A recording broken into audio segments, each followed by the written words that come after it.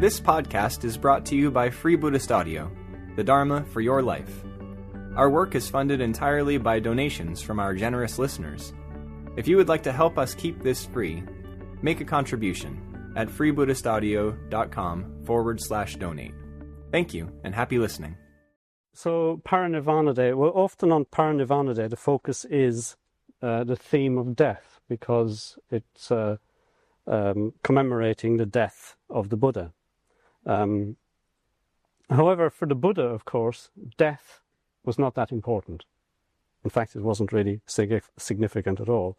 It was simply another manifestation of impermanence. So impermanence is central to Buddhism, this fact, this truth that all things in the universe at every level, from galaxies to thoughts, from personal emotions to planets, everything is always changing. In fact, everything is change. Everything is changing all the time. Change is constant. So in this talk, I'm not going to focus on death. This is a talk about the Dharma. So it's a talk about Buddhism. And any talk about Buddhism will usually include reflection on impermanence. I think you can treat this as a kind of reflection. Some of you who've been here all day have been reflecting, and one of the points I want to make throughout the talk, I'll recur to, is the importance of reflecting, and particularly the importance of reflecting using your imagination, reflecting imaginatively, as it were. And what I'm going to do is I'm going to look at the life of the Buddha, but the life of the Buddha before he was the Buddha, because actually that's possibly more relevant to us. Siddhartha, before he was the Buddha, was in a way like us, struggling to follow the path, as it were. So I'm going to talk about the life of Siddhartha and draw some points out of that life, using that life as a kind of symbol, a kind of representation of the life of any human being.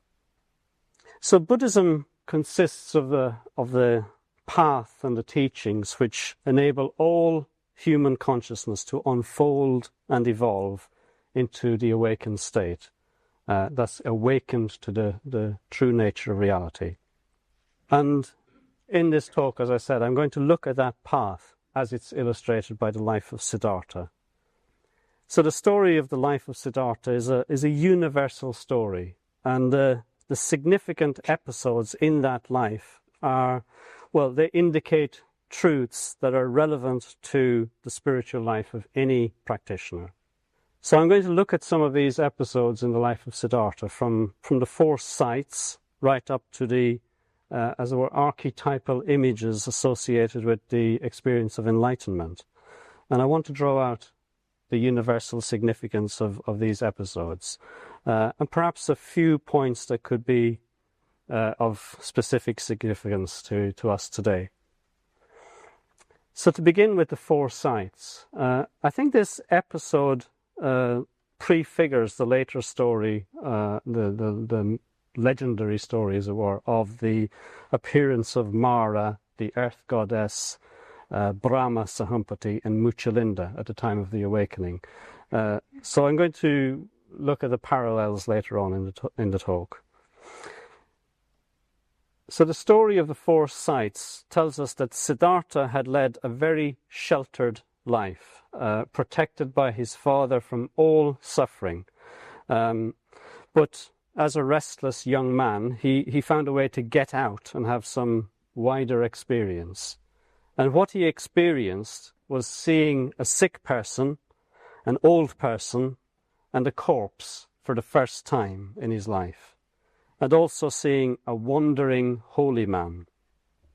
And these sights, we're told, had a very profound effect upon him, and led him to giving up his life of luxury and going forth into the world in search of truth, and in search of a solution to the problem of human suffering.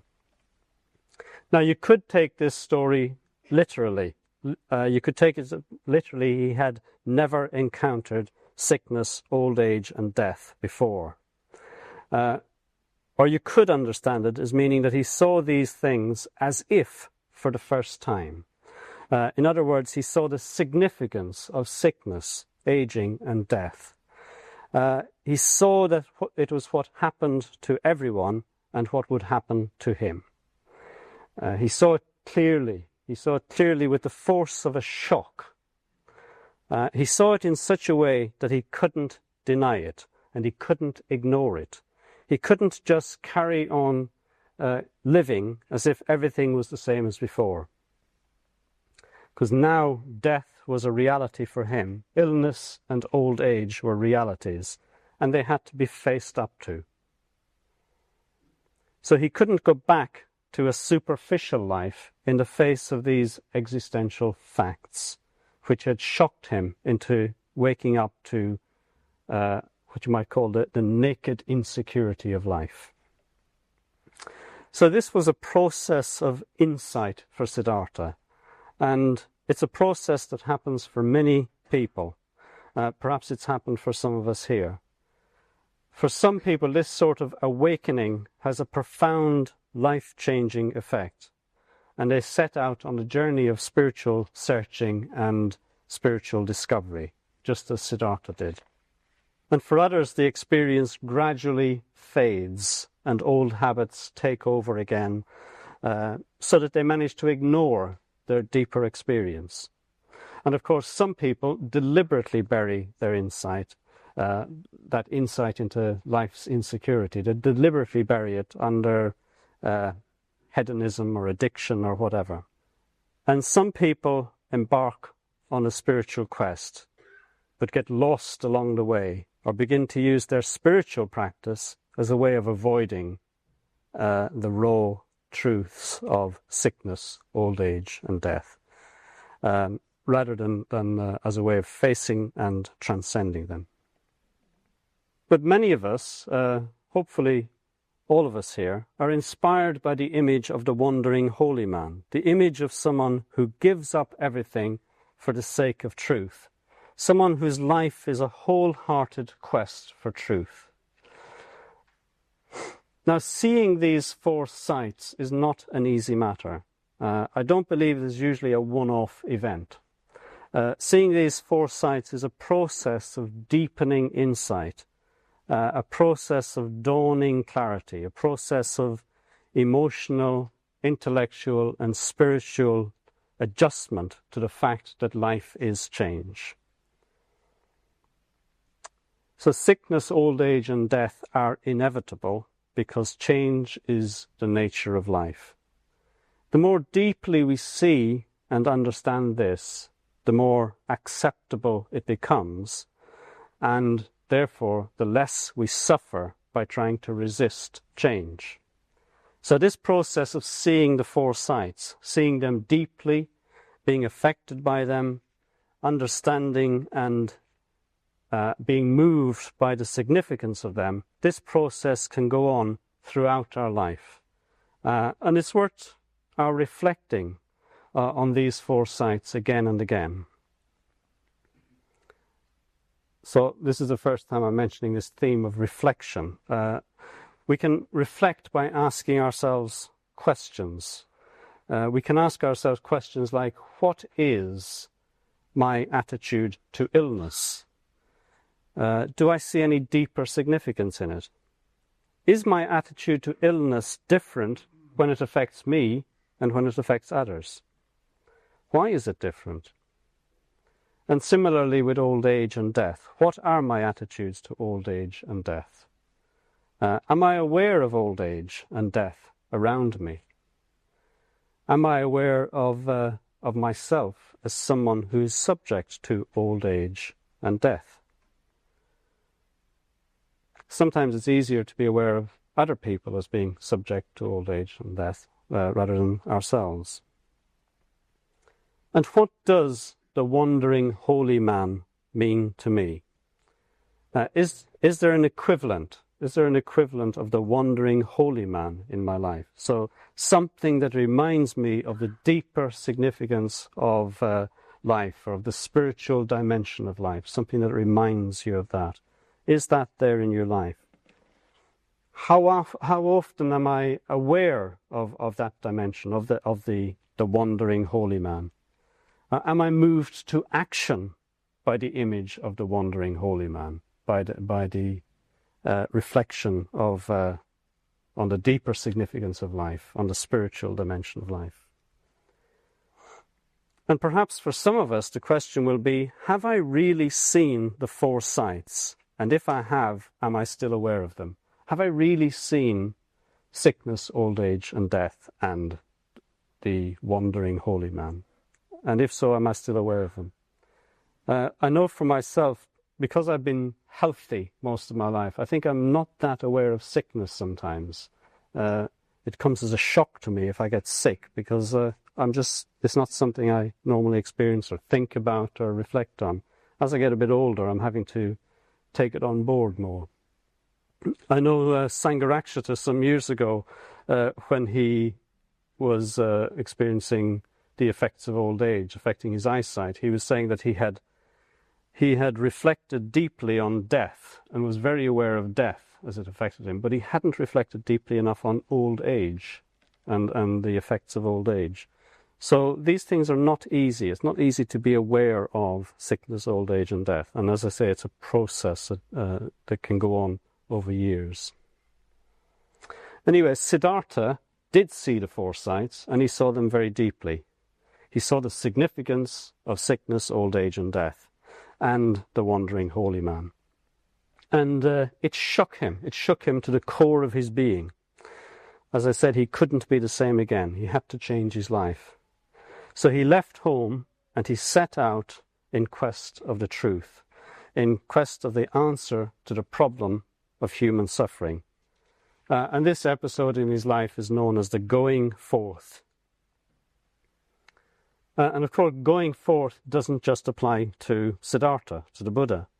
It can apply to any one of us, and probably does apply to us in different ways.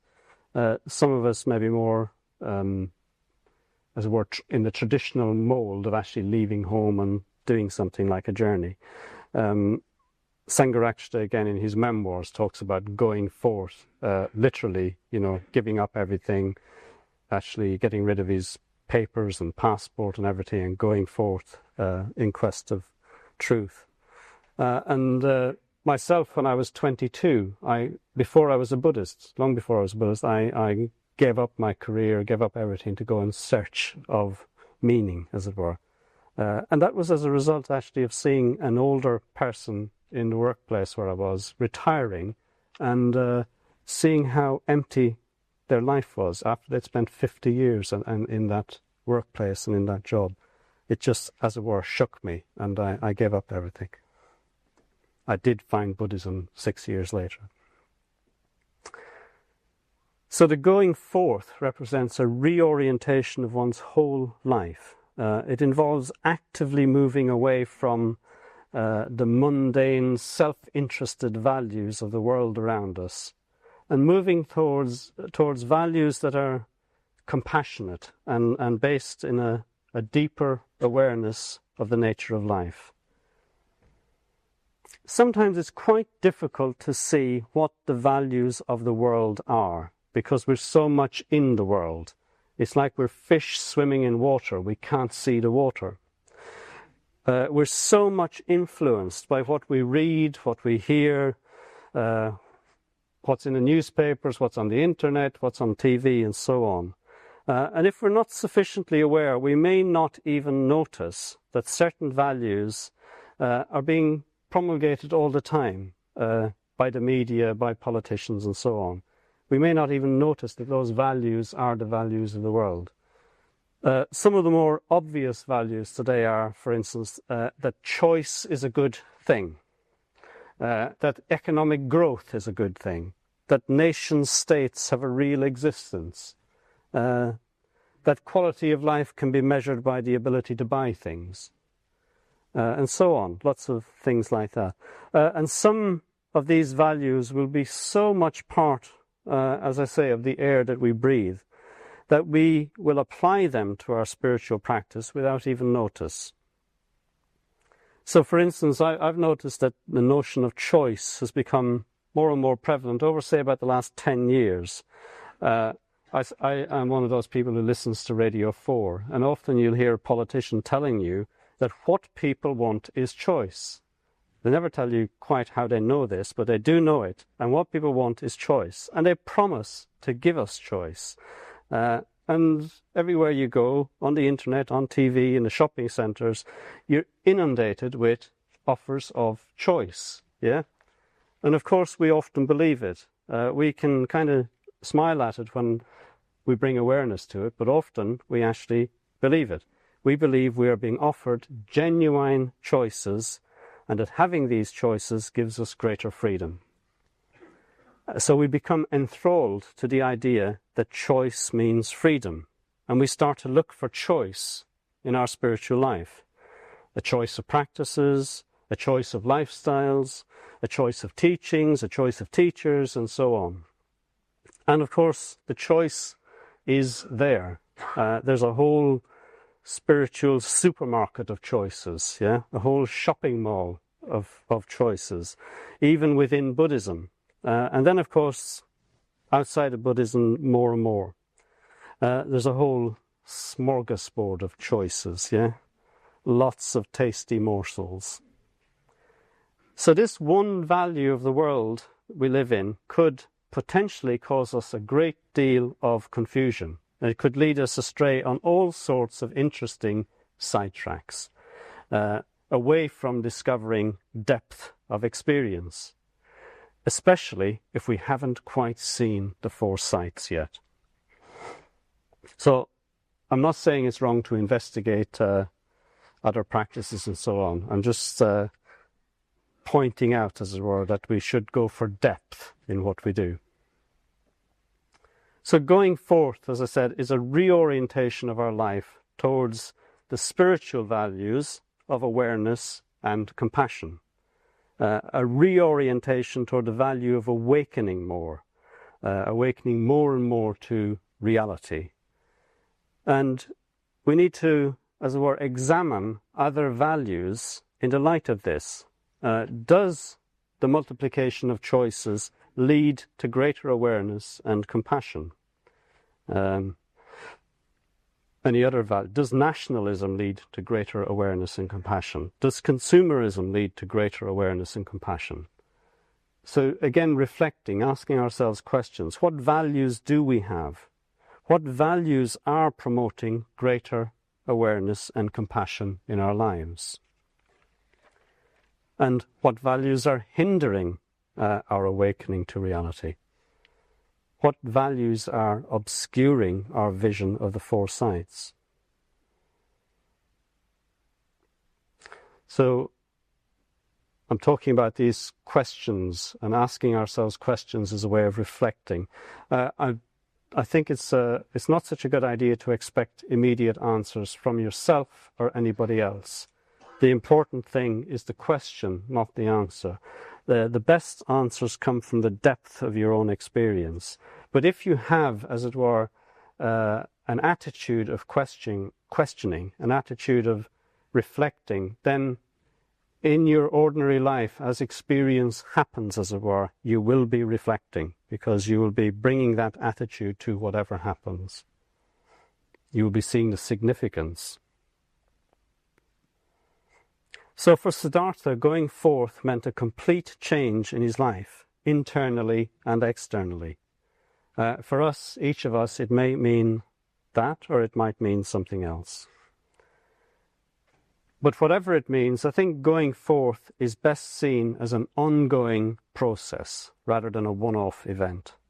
And as I'll point out later on, it was actually an ongoing process for Siddhartha as well. There wasn't just one going forth. So the event going forth in the life of Siddhartha symbolizes a process. It symbolizes a process that carries on until awakening or enlightenment dawns. And it's the process of letting go of everything that holds us back from seeing clearly the truth of constant change. Everything that holds us back from living our lives by the truth of constant change. And that truth, the truth that everything is changing all the time, constant change, that applies to our bodies, our thoughts, our emotions. It applies to other people. It applies to everything in this world. It applies to the whole universe. The truth of constant change transcends death, because death is only a moment in the vast interplay of energies we call life. So we go forth from limitations. We go forth from limiting views, from limiting values, towards an open road. Walt Whitman, the American poet, often used that image of the open road for going forth. An open dimension where we can live in harmony with the reality of constant change. In the Pali Canon, in the Sutta Nipata, this is how the Buddha's or Siddhartha's going forth is described, in his own words, as it were.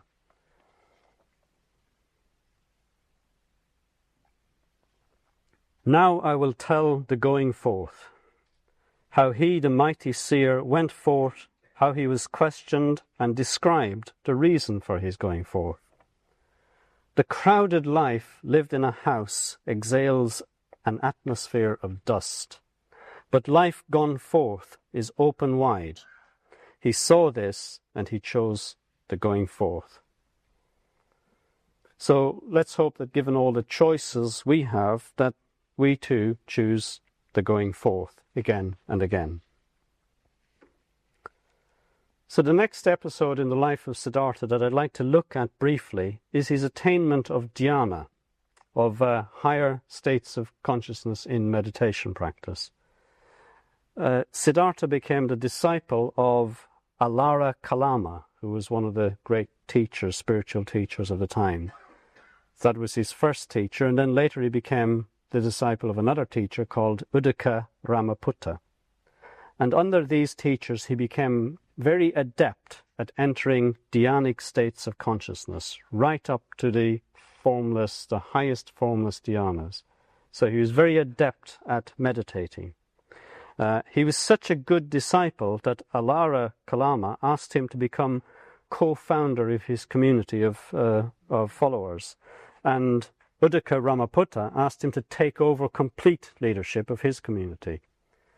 However, Siddhartha was not satisfied and was well aware that he was still within the realms of egotism and had not solved the problem of suffering.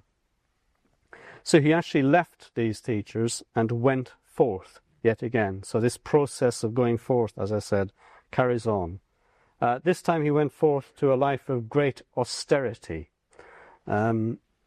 So I think many of us would love to be able to get into dhyanic states at will. Indeed, many of us probably feel that not being able to attain to the dhyanas means that we can't meditate. We may even become despondent about meditation and perhaps give up because we can't get into dhyanic states. But dhyana is not the aim of spiritual practice. At best, it's a support to spiritual practice. And sometimes it can be simply a pleasant side effect. In some Tibetan traditions, the student is actually warned against dhyana and told to come out of it as quickly as possible. It's regarded as a distraction. I don't think I'd like to go that far, but that's one tradition. In the Pali Canon again, in the Brahmajala Sutta, the Buddha outlines 62 wrong views to be avoided if one is to make spiritual progress. And the interesting thing about these wrong views is that most of them arise out of some kind of higher experience. And quite a few arise from misinterpretation of higher dhyanic states, higher dhyanic experience. Kamalashila, another order member, he put it in a talk on the subject. He said, "It seems that if one practices within a framework of self-view, within a framework of ego identity, as it were, then every attainment in meditation will simply confirm that view." So that's the, as it were, danger of dhyanic experience. It could lead us into a cul-de-sac of wrong views which block further further spiritual progress. Anyway, Siddhartha saw this and went forth from dhyana as an end in itself. And perhaps we need to reflect on the significance of this. If we're regularly in dhyana, we may need to let go of it, go forth into deeper insight. And if we're regularly yearning to experience dhyana, perhaps we need to go forth from that yearning and start to see our meditation practice as being concerned with truth-seeking rather than pleasure-seeking or peak experiences. The pleasure will arise of its own accord. So then Siddhartha undertakes severe austerities in line with practices that were current at that time. It was felt, one of the strains of spiritual practice then was that it was felt that the demands of the body for food, sex, warmth and so on were a major hindrance to spiritual insight, and therefore the body had to be subdued. Anyway, it's said that he took this to an extreme, but in the end he realized that it was not helping, and he went forth from this life of austerities as well. Thus his third, as it were, major going forth. Now, I don't think there are many among us who undertake austerities. Actually, I'm not aware of anybody, but just leave that little gap in case there's somebody. But still, there are some lessons to be learned here. So Siddhartha moved from blissful practices to painful practices, hoping that what he couldn't gain through bliss, he would gain through pain. And it is true for many people in the FWBO that there can be an overemphasis on pain. We can give quite a lot of attention to painful emotional experiences, and we can perhaps value them more than we need to, even considering them to be somehow more authentic or real than pleasurable experience. There's an American psychotherapist and mystic, Suzanne Segal, and she talks about this from her experience as a spiritual teacher, but also as a therapist. She writes in her book, Collision with the Infinite, she writes, the negative is usually taken to be the truth. After all, the negative is so compelling and seems so deep. The positive is regarded as superficial and temporary. But the negative. When it arises, we believe we're really in the presence of truth. Connecting with others in our Western therapeutic culture is often based on a sharing of problems. When someone refuses to reveal what is most difficult in their lives, they're said to be withholding or cut off or untrustworthy. When their problems are known, however, they are thought to be revealing the truth about themselves. This overvaluing of the negative is rampant in our culture. Just about every person who sits across from me in my office and speaks to me about their lives believes that what is negative about them is most true. They are convinced that they carry something rotten at their core, that they are bad deep down, and that they will always return to the negative, which is the real bottom line. So, for some of us at least, there may be a sense in which we could helpfully go forth from an overemphasis on painful aspects of experience. We could, for instance, deliberately affirm what is positive in our lives. Some people have a practice of just thinking at the end of the day, what did I enjoy today? What was most enjoyable? Think of 5 things, 10 things that I enjoyed today. And it can give you quite a different perspective on life if you deliberately do that. You deliberately think at the end of the day, 10 things I enjoyed today. Really kind of very small things would do. You know, I enjoyed the light through the trees or the clouds in the sky or whatever it was I enjoyed. What you find if you do something like that is you start to notice those things. You start to notice enjoyable things. You start to notice enjoyable experiences. You start to actually have more enjoyment in your life. So it's quite good to do some sort of practice like that that affirms what's positive and what's enjoyable in your day-to-day life. So sometimes it's said that Siddhartha was making an unbalanced effort in practicing all these austerities, and he needed to find a middle way, a more balanced effort. This is not borne out by the text, though, which represents him as making a very strong, even forceful effort when he sat beneath the Bodhi tree. What was wrong about his effort in austerity, as it were, was that the effort was in the wrong direction. It was leading nowhere. That's what was wrong about the effort. So what we have to consider about our spiritual efforts is not so much a matter of quantity, but rather a matter of quality. We don't need to worry too much that our efforts might be too strong. What we really need to pay attention to is whether our efforts are effective, spiritually speaking, whether they're leading in the direction of truth, the direction of more awareness, more compassion, more metta. So Siddhartha went forth, and in the process of going forth this time from austerities, he also lost his reputation and was heavily criticized by his former companions. So going forth, it seems, can bring unpopularity. Your friends and your family might think you're being foolish or a failure if you turn your back on material values, on materialism. Anyway, he took some nourishment and he sat down beneath a peepal tree, thereafter known as the Bodhi tree. And this tree itself is quite symbolic. It prefigures the image of Muchalinda, which I'll talk about later. The tree represents a unity of the heights and the depths. Its roots go deep down into the soil and its branches soar heavenwards. So it's generating energy in the hidden depths and manifesting beauty and protectiveness in the world. And this uniting of opposites, depths and heights, inner and outer, symbolizes the enlightened state, a state of completeness, uniting wisdom and compassion, uniting energy or activity and stillness. And this is something worth reflecting on. Do we have a sense of heights and depths in our lives? Or what do we mean by heights and by depths? In what way are our heights and depths not united? In what way are they united? How could we bring about more unity of our heights and depths?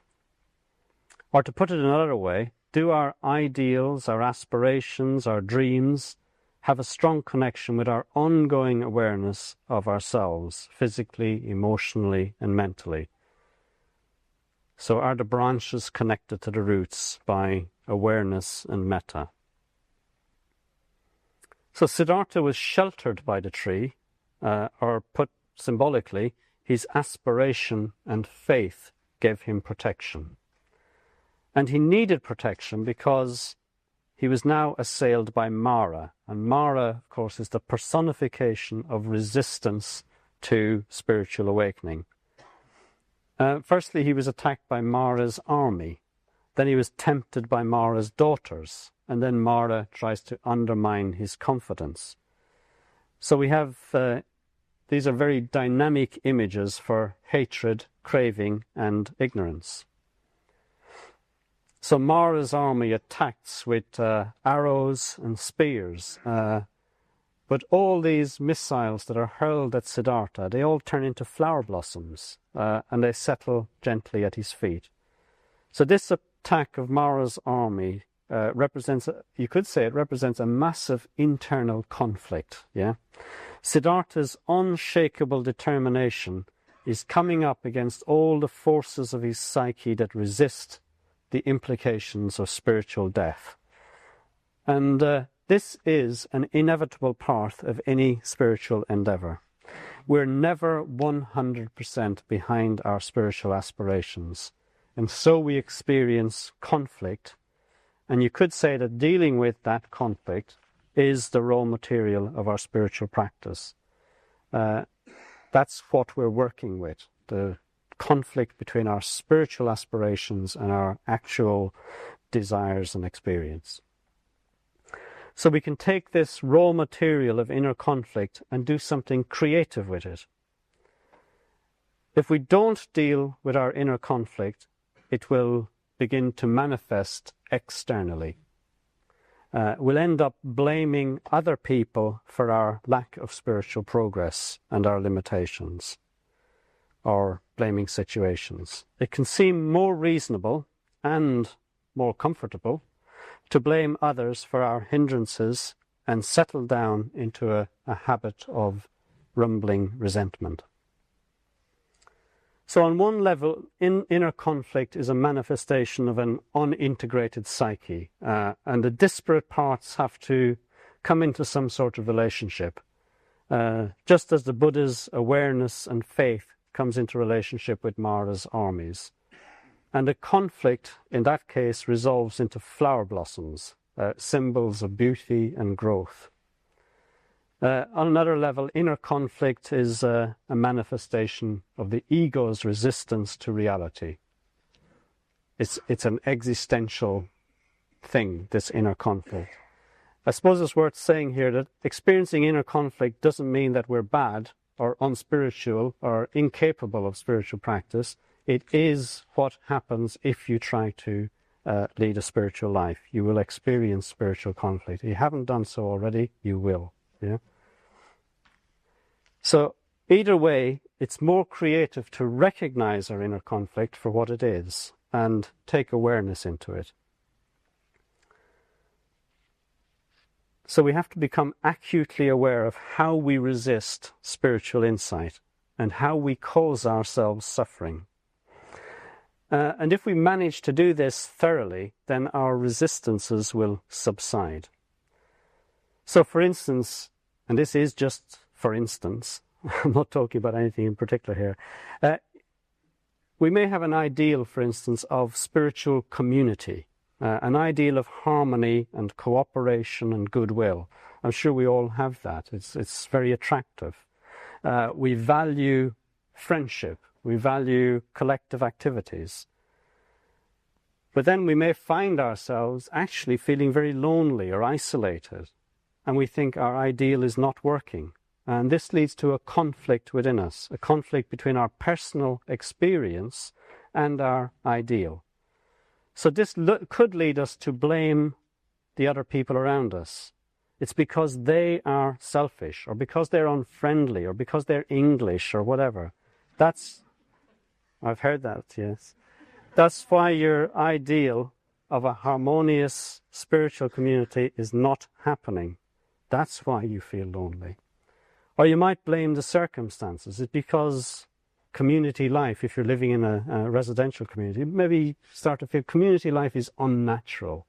Or it's because the Buddhist center is not being run properly. Something like that. So we look outside ourselves for causes, and we find lots of imperfections in the people and in the world around us, which seem to be very plausible reasons for our dissatisfaction. That's what life is like, yes? As we just look around and we see lots of imperfections. They're there all the time. But we could take a different approach, yeah? We could assume that our conflict, our inner conflict, is a manifestation of egotism in some form or other. And when I say egotism, again, I'm not saying something that's bad, if you see what I mean. It's just a description of the way things are for most of us, most of the time, for many of us, all our lives, yeah? We operate from an egotistic standpoint, yeah? So we could just assume that this is a manifestation of egotism in some form or other, and we could investigate it from that standpoint. We could ask ourselves, in what way am I being selfish? How is my, in this case, the example I'm using, how is my loneliness and isolation a manifestation of selfishness? This is probably a very strange question for us sometimes. We might discover some things to make us, as it were, sit up and take action. We might realize that the antidote to loneliness lies in our own hands. We need to think of others. We need to go out to them, befriend them. So it's a kind of counterintuitive response. Loneliness doesn't mean I need friends. It means I need to befriend others. And in a way, what we discover when we look deeply into our dissatisfaction is that we're both, in a way, the victim and the perpetrator. Yeah, we're experiencing suffering and we're actually causing suffering. We're causing our own suffering often.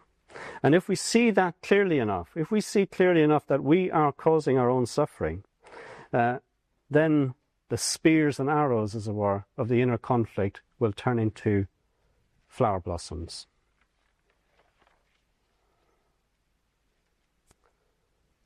So another aspect of Mara's army is that it represents fear, our worst nightmares, all the fears that hold us back from living more fully. So fear is one of the most tangible experiences of ego that we can have. Where there's fear, there's ego. So if you don't think you're very egotistic or whatever, just watch where you experience fear, and you find that's where your ego is. Yeah, again, not a bad thing. It's just how it is. Yeah. So where there's fear, there's self-centeredness. The tantric yogis go into the cremation grounds at night to encounter fear. So they go into the cremation ground at night to encounter ego in a very potent form. And by facing fear, they break through it to a new level of freedom, which is symbolized by the dakini. So most of us have no need to find a cremation ground. We experience fears, large and small, all the time. Sometimes it's just a fear of being with other people, or the fear of being alone.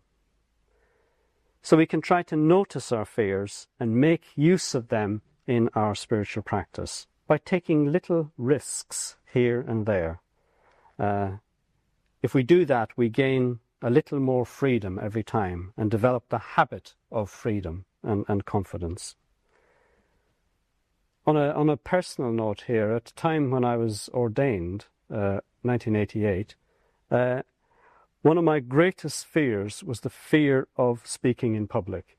Yeah, and at the time I assumed that was something that every order member had to do. Every order member had to speak in public, give talks, and I dreaded that. So I was on the verge of holding back from ordination to avoid ever having to speak in public. Anyway, it was only by doing it that I gradually discovered it wasn't so bad as I feared. After Mara's army, we have Mara's daughters. So Siddhartha was a heterosexual man, so Mara's daughters represent craving for sense pleasures. Siddhartha is not having an easy time here. It's one distraction after another, yeah? So earlier on we were told that he could get into dhyana at will, and now he's enmeshed in conflict and distraction. So from one point of view, he's having a really bad meditation, yeah? Anger, ill will, fear, craving, it's all there. So I'm sure some of you are familiar with this kind of meditation, or at least you've heard about it. Yeah? But Siddhartha knows what he's doing. He's deliberately facing all the resistance, all the egotistic forces of his own mind, and transforming them into something positive. Mara's daughters, the energy of craving, are transformed into inspiration, the energy of faith, or Shraddha, represented by the earth goddess. Mara's armies, the energies of inner conflict, are transformed into compassion, represented by Brahma Sahampati. And Mara himself, the energy of ignorance, is transformed into the great wisdom represented by Muchalinda. In the Vimalakirti Nidesha, Mahayana text, Mara tries to make a gift of his daughters to a monk who refuses to accept them, because it would be very un-monk-like to accept them. Yeah? But Vimalakirti, who's the hero of that story, does accept them and turns them into teachers of the Dharma. So Mara's daughters are the energy of desire, which can move from being desire for sense pleasure to being desire for the Dharma, from Kamachanda to Dharmachanda. In the symbolism associated with Siddhartha's struggle, the earth goddess, Vasundhara, could be seen as his muse, his inspiration, his Dhammachanda. She's the transformation of the energies represented by Mara's daughters. The earth goddess is a witness to Siddhartha's practice over lifetimes. She's an appeal to experience. So in the context of transforming energies, the energies of craving, this means that if we bring awareness to our actual experience over and over again, if we look closely and honestly at our actual experience, we will see that our dissatisfaction has never been fully satisfied by succumbing to our sense cravings. In fact, our craving for sense pleasure is itself dissatisfaction. It is dukkha, it is suffering. Our experience is telling us this truth all the time, and if we listen often enough, eventually we will hear. The earth goddess, as I said, is an appeal to experience in the face of doubt and lack of confidence. So Mara suggests to Siddhartha that he's wasting his time. He could be having a good life. He could have plenty of money, he could have property, he could have power, whatever he wanted. It's all his for the taking. Who does he think he is anyway, trying to solve the problem of human suffering? So he's assailed by doubts, doubting whether what he's doing makes sense and doubting whether he is capable of attaining to wisdom. I think, again, anyone who's on the spiritual path, at some point or other, you're going to experience doubt. Yeah, you're going to experience those kind of doubts. You're going to doubt whether what you're doing makes sense and whether you're capable of it. I certainly have experienced that. And the earth goddess emerges and she reassures him that she has witnessed all his efforts and he is indeed capable and worthy of gaining enlightenment. The earth goddess has always been there. She represents something timeless, eternal, and she can attest that the pursuit of truth is a worthy and worthwhile endeavour for human consciousness. We could even say that the earth goddess asserts that it's natural for human consciousness to want to evolve towards the truth. She's hinting at something that's made more explicit later on in the White Lotus Sutra, that the Dharma is eternal or timeless. Reality is always reality, has always been reality, and will always be reality. So this is the answer to Mara's attempt to sow the seeds of doubt. So when we experience doubt, we may find it helpful to reflect on what spiritual experience we have had and what spiritual progress we have made. We may also find it helpful to reflect on the millions of people down the generations who've been inspired and uplifted by the Dharma, a kind of concrete testimony to the power and efficiency of the Dharma. So when we're beset by doubts, what we need to is to appeal to experience and inspiration. So we can appeal to our own experience and inspiration, or the experiences and inspiration of others. And if we do that, then we'll have the earth goddess on our side. In fact, often if we're experiencing doubt, we do need the help of others in some way. So the next episode represents a big turning point, a kind of internal going forth. Brahma Sahampati appears. The story says that the Buddha was inclined to keep his realization to himself because nobody would be able to understand it, and Brahma Sahampati appeared before him, telling him that there were some who would understand and pleading with him to teach what he had discovered. So Brahma Sahampati represents great compassion arising in the mind of Siddhartha. Previously, he's been concerned with an internal struggle to overcome fear, hatred, craving, and doubt. But now he's turning outwards, He's becoming concerned with the fear, craving, hatred and doubt of others. So having seen through the causes of suffering in himself, he now wants to help others to the same realization. And this process, again, is sometimes mirrored in our own lives. Often we take up the spiritual life for a mixture of selfish and idealistic reasons. And as we practice, we experience the conflict between our recalcitrant egotism and our altruistic aspirations. In a way, we necessarily become concerned with ourselves, with the workings of our own mind, the trajectory of our own habits, and so on. However, in time, we should experience a quietening of this inner turmoil and a growing concern for the spiritual welfare of others, and a willingness to help others through the mess of their inner conflicts. So as with all the other episodes in the life of Siddhartha that I've been talking about, this episode also represents a process, a gradual process, the process of growing generosity and compassion. We all have our own version, as it were, of Brahma Sahampati, a voice, as it were, urging us to acts of generosity and kindness.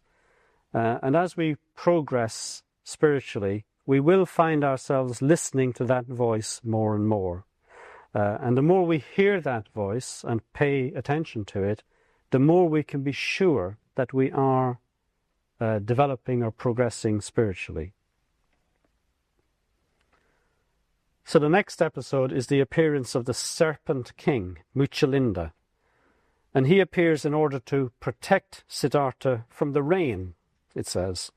He wraps his coils, the serpent wraps his coils around Siddhartha, and he spreads his hood over him.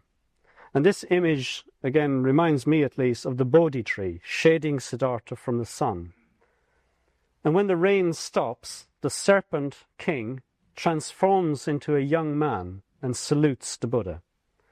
This young man, about 16 years old, represents the prime of beauty and purity, and is later seen in the form of the archetypal bodhisattvas, the spiritual heroes. So the Serpent King, the king of the Nagas, comes from the depths. It comes from the depths of the ocean. Nagas are associated with wisdom, with depth of understanding.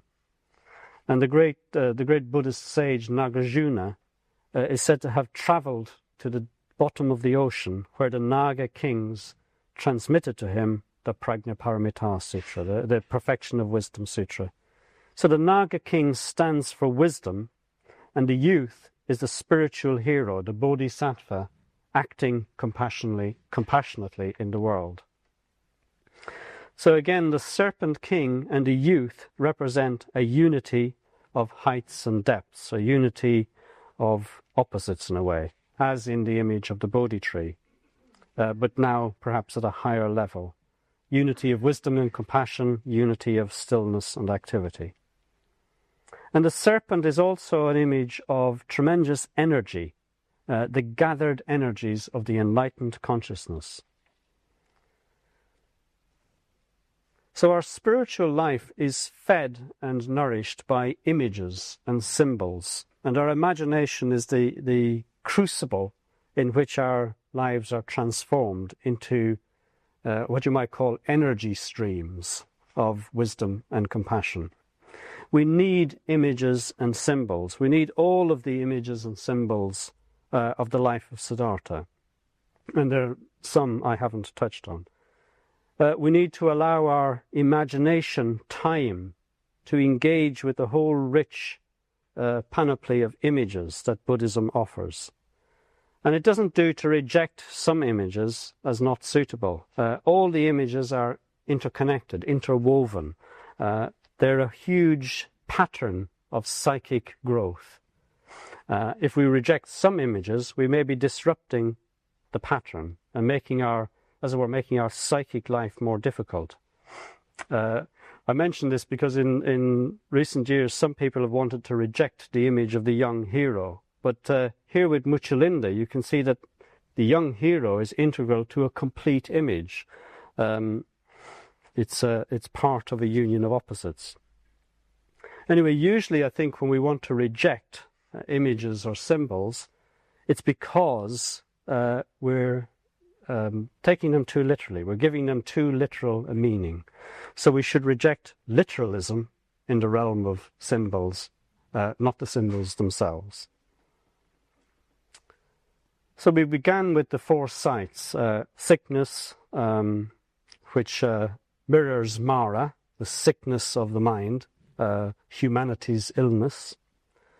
Then old age, which mirrors the appeal to experience and ageless wisdom of the earth goddess. And then death, which mirrors the death of all vestiges of ego or selfishness with great compassion. So that's Brahma Sahumpati.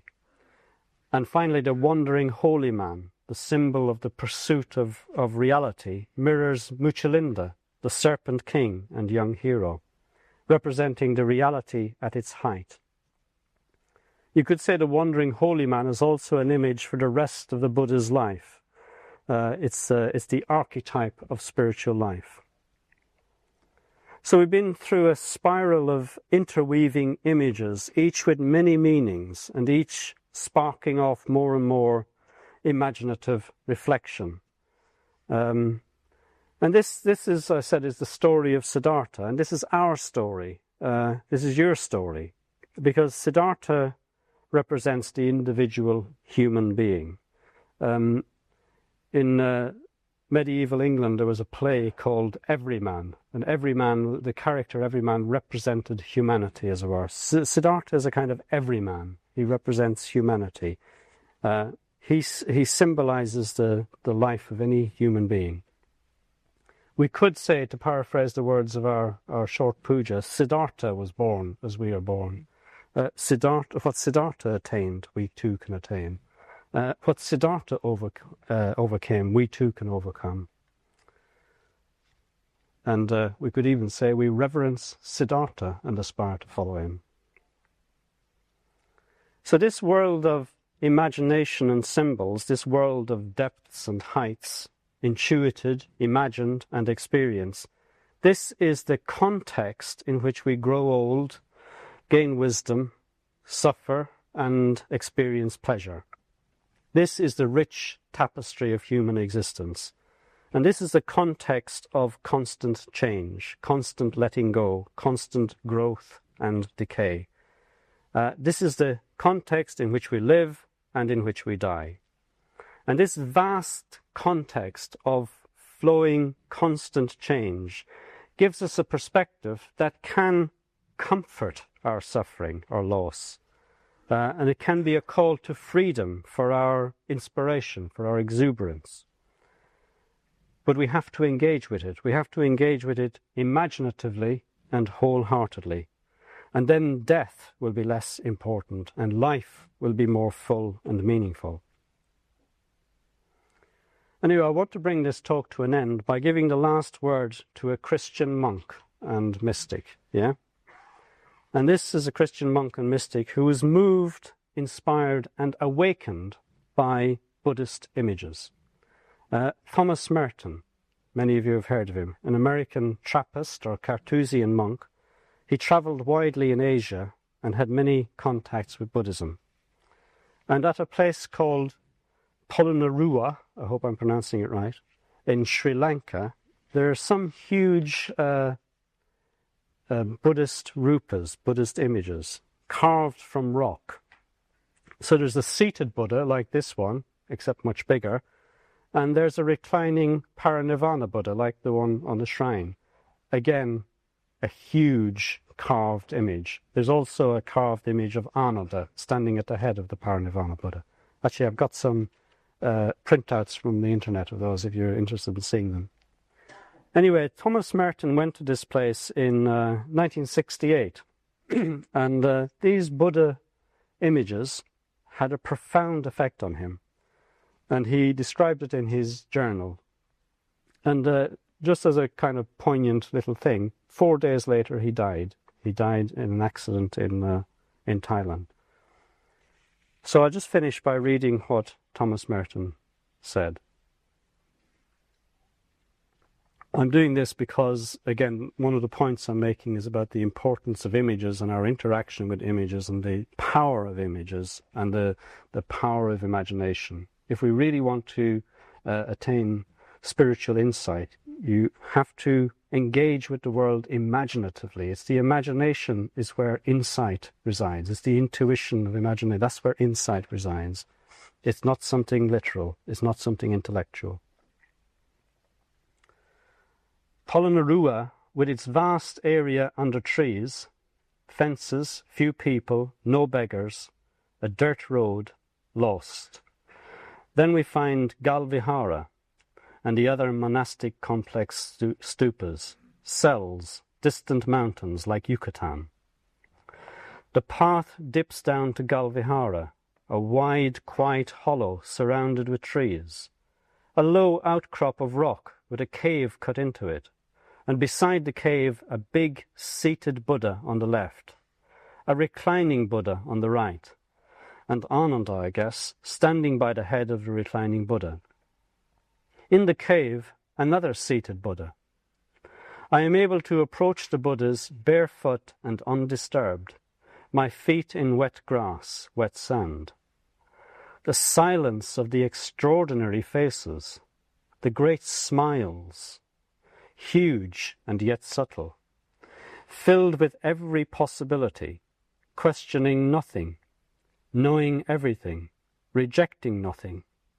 The peace, not of emotional resignation, but of shunyata, which has seen through every question without trying to discredit anyone or anything, without refutation, without establishing some other argument.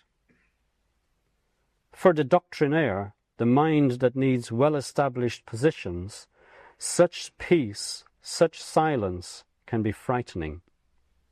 I was knocked over with a rush of relief and thankfulness at the obvious clarity of the figures, the clarity and fluidity of shape and line, the design of the monumental bodies composed into the rock shape and landscape, figure, rock and tree, and the sweep of bare rocks sloping away on the other side of the hollow, where you can go back and see different aspects of the figures. Looking at these figures, I was suddenly, almost forcibly, jerked clean out of the habitual, half-tired vision of things, and an inner clearness, clarity, as if exploding from the rocks themselves, became evident and obvious. The sheer evidence of the reclining figure, the smile, the sad smile of Ananda standing with arms folded. The thing about all this is that there is no puzzle, no problem, no mystery. All problems are resolved, and everything is clear, simply because what matters is clear. The rock, all matter, all life, is charged with Dharmakaya. Everything is emptiness, and everything is compassion. I don't know when in my life I have ever had such a sense of beauty and spiritual vitality running together in one aesthetic illumination. I mean, I know and have seen what I was obscurely looking for. I don't know what else remains, but I have now seen and have pierced through the surface and have got beyond the shadow and the disguise. It is clear, pure, complete. It says everything. It needs nothing. Because it needs nothing, it can afford to be silent, unnoticed, undiscovered. It does not need to be discovered. It is we who need to discover it. We hope you enjoyed this week's podcast. Please help us keep this free. Make a contribution at freebuddhistaudio.com/donate. And thank you.